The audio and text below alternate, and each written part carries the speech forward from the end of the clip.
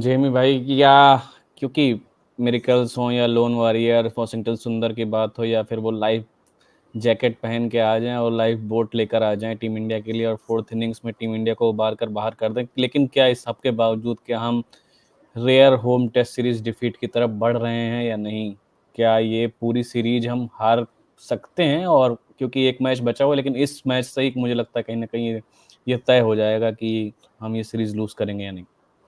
मेरा मुश्किल है। आप 160 रन भी नहीं बना पाए पहली पारी में। पिच वही है, कोई ज्यादा फर्क नहीं हुआ। तो 300 की लीड है, लाइक आकाश सर, ये कोई जल्दी आउट नहीं होने वाले कल। ये भी सेट बैट्समैन है यार, दे बैट डीप। टीम सऊदी भी आकर चौके चौके मार सकते हैं, हमने देखा बैंगलोर में।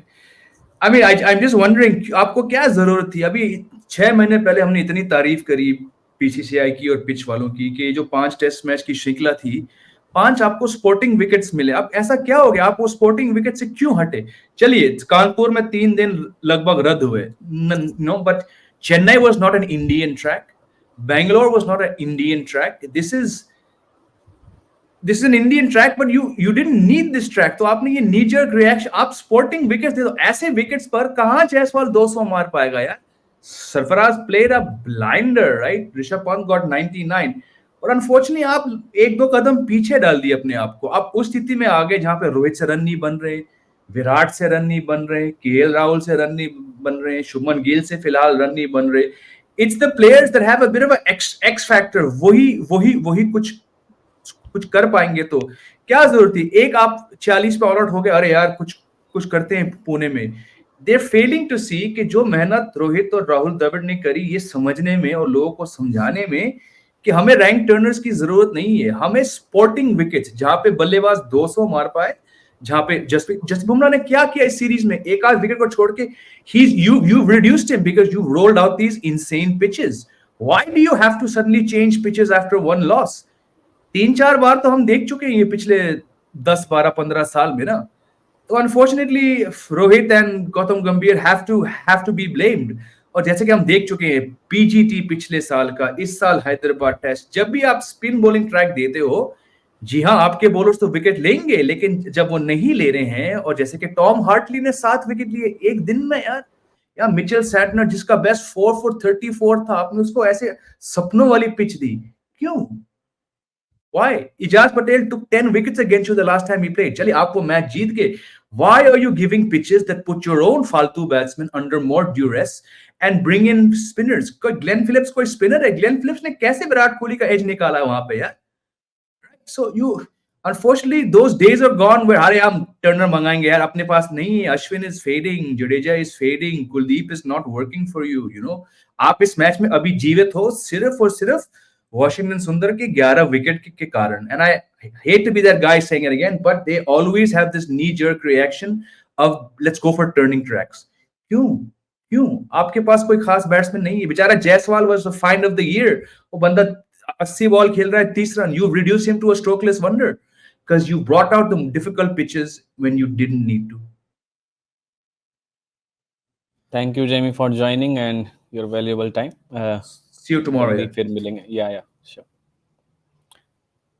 ताउस भाई, जिस तरह से चीजें बढ़ रही हैं, होम सीरीज में डिफीट की आशंका बढ़ गई है। जेमी ने तो उस पर अपनी बातचीत रख दिया, अपना व्यू पॉइंट रख दिया। आप क्या सोचते हैं? क्योंकि लोन वॉरियर हो या ना हो, विराट कोहली की खराब फॉर्म, ये सारी चीजें एक तरफ रख दी जाएं, लेकिन जिस तरीके के डिसीजन आए हैं टीम इंडिया की तरफ से, और चाहे पिच कंडीशन की वजह से, लेकिन ये हार कितना इम्पैक्ट करेगी टीम इंडिया को? नहीं, मुझे तो वो सीरीज का जो विराट कोहली का डिसमिसल है, जिस तरह से आज आउट हुए हैं, वो फेस ऑफ द सीरीज है इंडिया की डिफीट के लिए। वो वैसे आज पूरा इंडिया का 2 back to back matches, we are heading towards the second consecutive defeat, और ये बैटिंग फेलियर है, कंप्लीट बैटिंग फेलियर। अब आपको जिताते आए हैं बॉलर्स, आपको हर मैच, ऑब्वियसली टेस्ट क्रिकेट में आपको बॉलर्स ही जिताते हैं क्योंकि 20 विकेट होती है, मगर यहाँ पर आउट ऑफ द वे जाके, चाहे वो इंग्लैंड टेस्ट सीरीज हो, चाहे वो बांग्लादेश हो, चाहे वो बल्लेबाजों का रोल बहुत ही कम रहा है। इक्का दुक्का यशस्वी आ गए, कभी कभी कोई आ गया, तो एक ऐसा इम्पैक्टफुल नहीं रहा है जो बॉलर्स का रहा है, और वही जिताते आए हैं। और अगर आपने उनका रोल कम कर दिया तो फिर डाउट्स वापस से क्रिएट हो जाएंगे कि भाई हमारे पास bowlers spinners top class spinners होने के बावजूद हम अगर ऐसी विकेट्स रोल आउट नहीं करे और उनको बैकफुट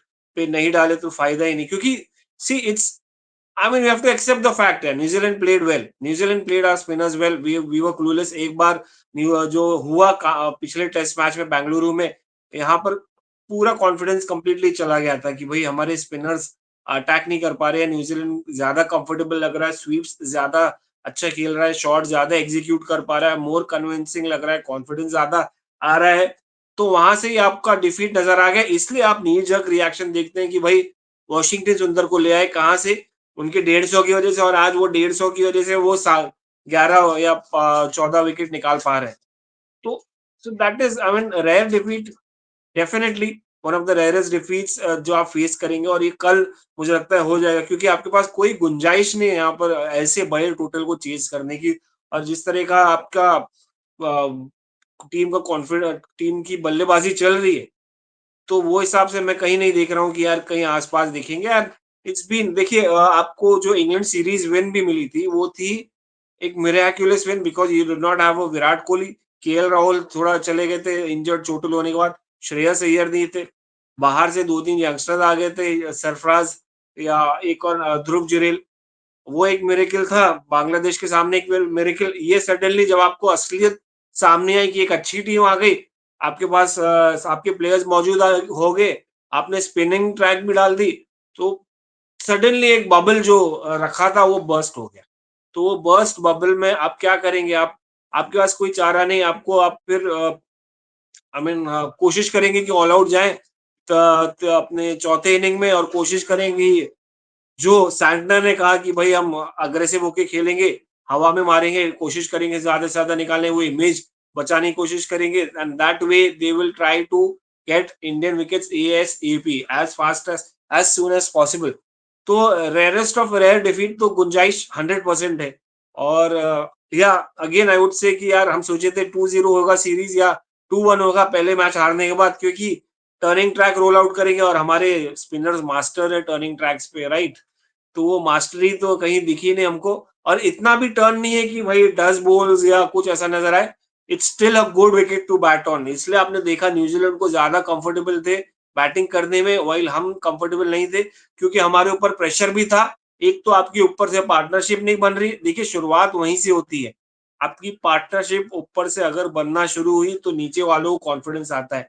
रोहित शर्मा यशस्वी जायसवाल 50, 100, 150 रन की पार्टनरशिप देंगे, शुरुआत देंगे अच्छी, तो नीचे को वालों को भी कॉन्फिडेंस आएगा। मगर बार बार हर बार अगर शुरुआत अच्छी नहीं मिल रही, नंबर 3 अच्छा नहीं खेल रहा, तो कितनी बार आप डिपेंड होंगे मिडिल ऑर्डर पे आपको रेस्क्यू करने पे, कितनी बार आप सोचेंगे अश्विन या जडेजा एक बांग्लादेश जैसा मिरेकल कर ले।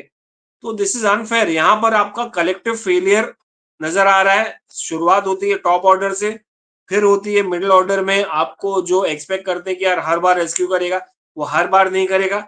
आपके स्पिनर्स टर्निंग ट्रैक्स पे फेल हो रहे हैं, और आप चूंकि टर्निंग ट्रैक बना रहे हो तो आपके जसप्रीत बुमराह भी क्लिक नहीं हो रहे।